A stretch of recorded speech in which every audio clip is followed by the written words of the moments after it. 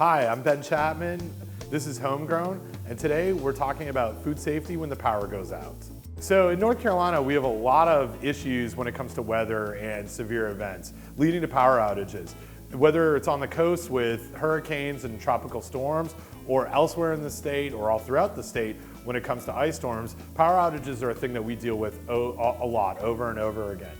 One of the things that I want to start with today is just talking about how we can prepare for those power outages.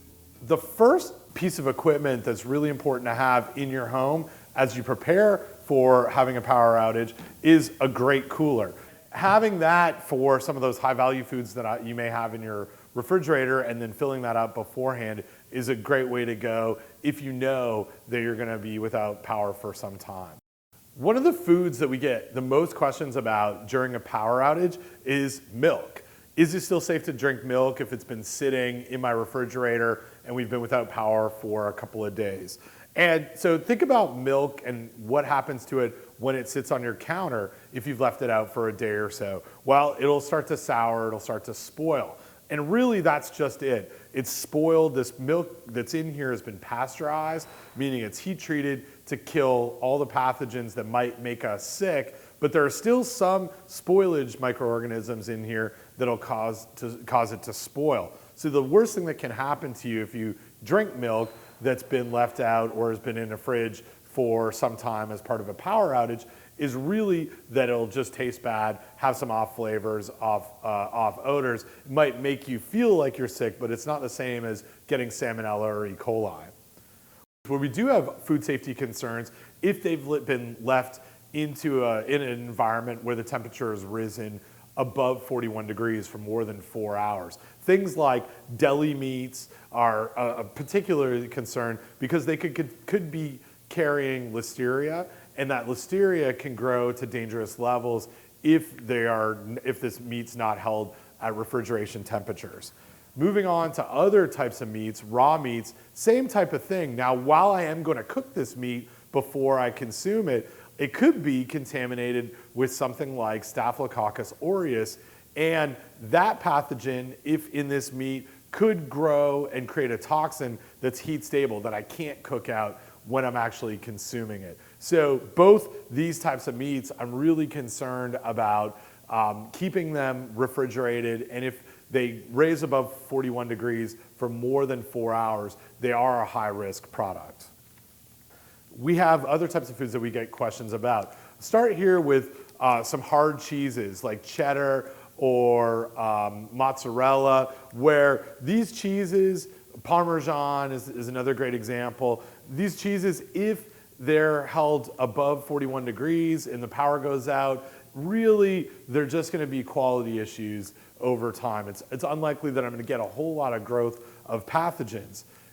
We'll go switch to a different type of cheese, brie, a soft cheese, totally different situation, where if there is contamination here, there's enough available water in this cheese that if we had something like listeria or campylobacter or E. coli, that it can grow to dangerous levels. And if this cheese is held above 41 degrees for more than 4 hours, like we have often during a power outage, then it's something that can be high risk, just like our meats. One of the other things that we do get a lot of questions about are acidified foods, things that are high acid, condiments like mustard, ketchup, barbecue sauce like we have here in North Carolina. These types of foods, we don't really worry about them when it comes to safety during a power outage. It really becomes a quality issue, but they often have so much vinegar, such a high acid, low pH, that it's really unlikely that we're gonna have growth of pathogens. And so often the worst thing that can happen is some spoilage.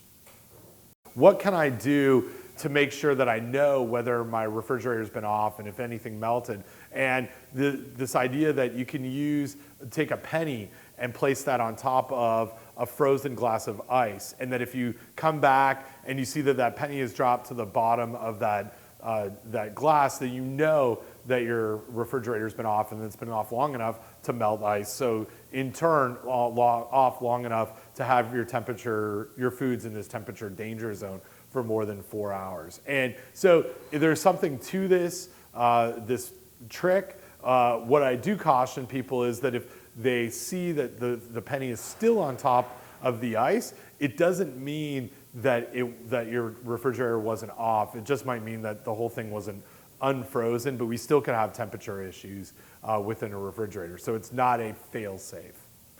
Well, let's go over to the refrigerator now and take a look at things that we can see there that might be indicators of a problem when the power goes out.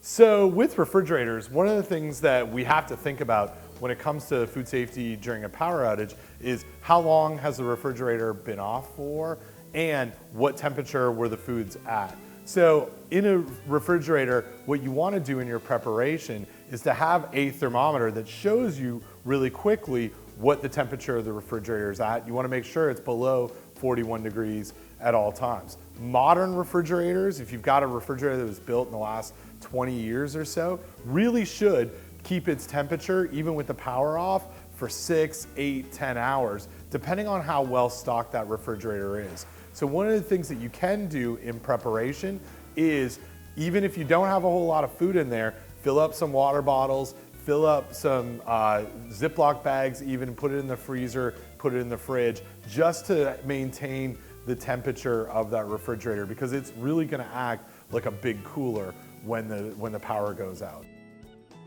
I'm Chapman, this is Homegrown, and that was food safety when the power goes out.